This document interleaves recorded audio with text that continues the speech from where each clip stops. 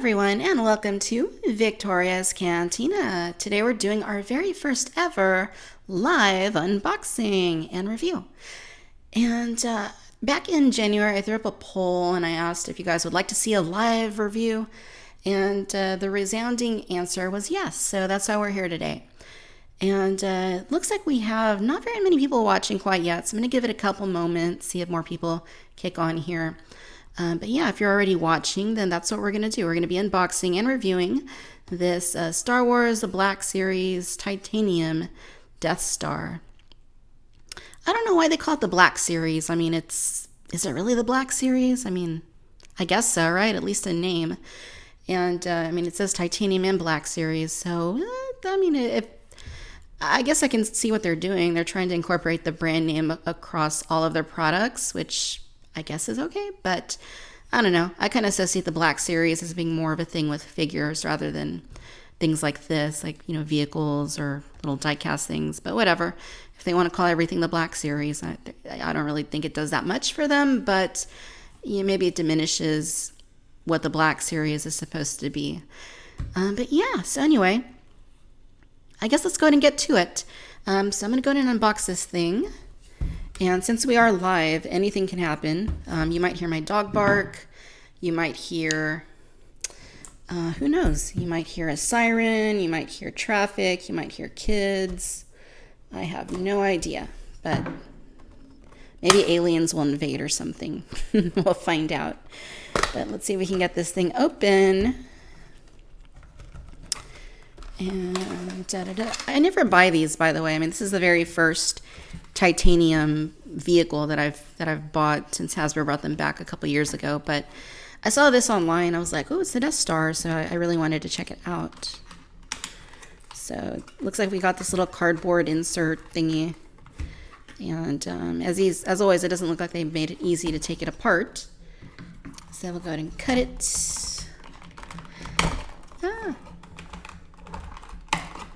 Snip, snap. And it's still taped in place. They don't make this easy, do they? I mean, this is almost like the Disney store sort of thing, where they have a million things that hold it in place. And yeah, so you cut it open. And this wasn't planned, by the way. I wasn't planning on doing a live video today, but I realized that I still hadn't opened this, and I was like, why don't we just do it live? And that's why we're here. So discard all that. Ooh, heavy. Nice, hefty weight to it. Just put it aside right there for a sec, because we still have the base down here, and we need to get the base. So go ahead and cut that out. Plenty of little things in here. At least they stretch. That makes it easier. There we go. The Force is strong with the Death Star, isn't it? I agree. But Vader does say that technology is insignificant next to the power of the Force, so maybe not. So here's the base. Here's the Death Star. And the base, I guess let's look at that first, then we'll look at the main attraction. The base isn't anything fancy. I mean, it's like this somewhat rigid plastic. You put the Death Star right there in that little peg, and it says Star Wars. It's kind of embossed right there. Hello, Ewok89. Yeah, I'm not into the titanium either, really. I mean, I just bought this one because it was the Death Star. I didn't even know they made it, and I found out about it. Oh, that's cool. Check that out. When you rotate it at its axis, the little, I don't think that's film accurate, but the little satellite radar dish rotates the laser beams. That's kind of interesting. I had no idea it did that. Weird. I like it though. Again, this is pretty hefty. I'm actually surprised at how much weight that this thing has to it. The box itself is heavy when you buy it, but you don't really expect that when you open it up it's going to be this heavy. As far as the sculpt goes, it looks pretty good. You can see a little bit of detail on here. And I mean, it's sculpted decently. It doesn't look like anything like outrageously awesome, but it looks good enough, I guess, for whatever this cost. I forget. Was it like $6, something like that, somewhere in that neighborhood, $7, $8. I don't remember. It's been a couple months since I bought it, but yeah, it looks decent. Coloration is decent. I mean, it looks enough like the Death Star, I guess. Even though it is imperfect, it works, gets the job done. And I especially like that they included the little super laser beams that are powered by kyber crystals and stuff. That's a very short beam, though. I don't think that's going to reach Alderaan. I don't think that's going to get the job done. But I do like how when you rotate it like this, it does spin. It's just kind of strange, but hey, it's kind of cool too. Very weird. I don't think the Death Star spun like on the top half and bottom half. Maybe it did. Maybe that's a deleted scene somewhere. So basically you take the little base right here and just plug it in. And yeah, I agree. I think that if they would have made this removable, that probably would have been cool, but there's not really much of an antenna radar dish underneath it, so I don't know how that would have worked. All right, what do you guys think? How does this look on the base? Do you like it? I think it looks okay. I mean, it would have been cooler, I think, if it had a clear base and that would support it up, upward, and it would look like it was hovering or something. I mean, this kind of, it looks okay. It's passable. It just doesn't seem like anything that great, but it works. It holds the vehicle up. I mean, I guess that's the most important thing because that thing's really heavy. I wouldn't want it to fall, otherwise it might break. Yeah, I mean, I guess it's cool. I didn't pay very much for it, so I'll take it. I don't know what I'm going to do with it, but I guess I'll just throw it on the shelf for now or something.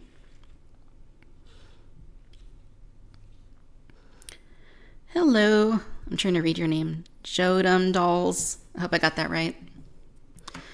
Yeah, so I mean, overall, I think that I like it. I think that the sculpt's pretty nice. I think that it looks decent enough. One thing I have noticed with the Black Series titanium figures, or vehicles rather, is that they're not quite as nice as what Disney Store does for their diecast line. Like the Disney Store stuff is much more detailed. There's a lot more to see with it. And we did look at the X-Wing last year, I think it was. And yeah, it is a nice display item all around, for sure, especially for the price. But I can't help but wonder if Disney Store would have done a Death Star for their own. Yeah, hi, Maurice. I'm glad you got the notification, too. Yeah, I think that if Disney Store would do one, that it'd probably be a little bit nicer, might be a little bit larger. But this works. I'm pretty happy with the way that this turned out. Yeah, I like it. Laser beam rotates. I mean, it's kind of silly, but it adds a little bit of playability to it. And if you wanted to set it down without the base, you could do that too. It stays there just fine. I still think a clear base would have been best. Anyway, if you're just looking for a little Star Wars display, I mean, there's not really a whole lot you have out there as far as merchandise goes in terms of Death Stars. This definitely gets the job done. I think they did a pretty good job with it.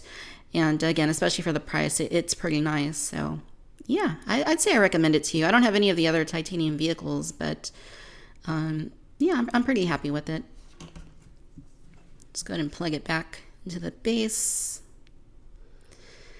Like, go inside. There we go. And even when you have it plugged in, you can still rotate it. So that's kind of neat. All right, so now that we've unboxed it and done a little mini review on this little titanium Black Series Death Star, I'll go ahead and take any questions. If you have any questions about this product or about anything else, anything you want to know, let's go ahead and do that.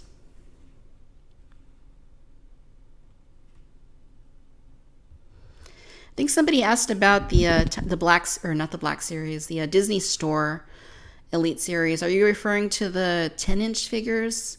Because we did look at Rey and we looked at Leia last year. And there are several others too. There's Vader, there's Maul, there's Jyn, there's a Death Trooper, and Director Krennic. I don't have any of those other ones.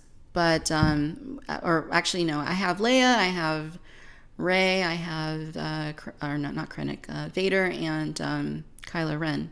Okay, yeah, the 10-inch ones. I would say I like Rey better overall.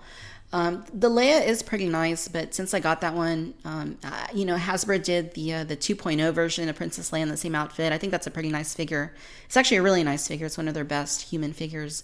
Don't get the original one though. Hold out, get the 40th anniversary version. Or I also have the Hot Toys one, which obviously that's going to be a whole different ballgame. But I do like the Disney Store Elite Princess Leia quite a bit. But I would say I like Rey just a little bit better. I guess mostly because I don't have a Rey that's in that scale already. And I don't know, I just like her clothing a lot. The soft goods is very nice quality.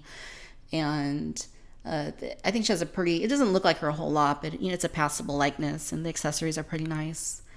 So yeah. Would I consider taking a look at the titanium TIE Striker? I don't know. I don't have any of the other titanium vehicles. I'm not really big on collecting them. This is like the only one that I have because, well, I did buy some back in like 2006 or 7 or whenever, but this is the only one of the newer ones that I have. I'm just not really that much into die-cast vehicles. So I'm probably not going to pick any of the other ones up. I think for now I'm just going to stick with the Death Star.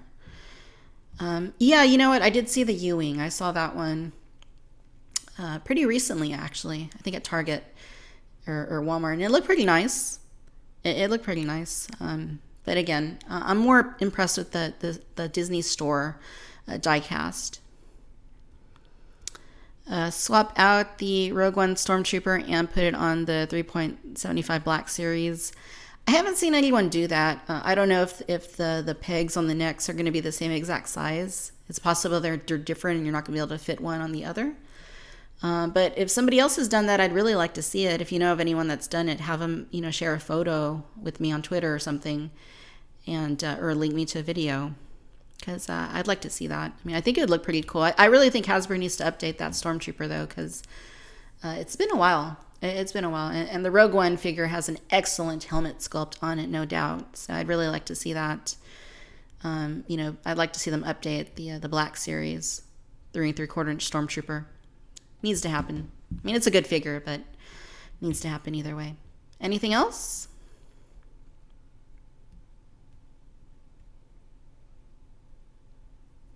Any other questions? If not, I think I'll go ahead and call it a day on this. I hope you guys enjoyed the Death Star Titanium Black Series. Let me know what you guys think about it down in the comments. If you're not watching it live, go ahead and share your thoughts. And I hope you enjoyed this first ever live review. Again, because you guys said on Twitter back in January that you wanted me to do this, here it is. Maybe we'll do more in the future if you like this format. Stay tuned. We do have another review coming. I'm going to try and get it up tomorrow. It is the Rogue One Black Series 6-inch Baze Malbus, which is a really cool figure. And until then, be sure to follow me Facebook, Instagram, and Twitter. And until next time, bye-bye.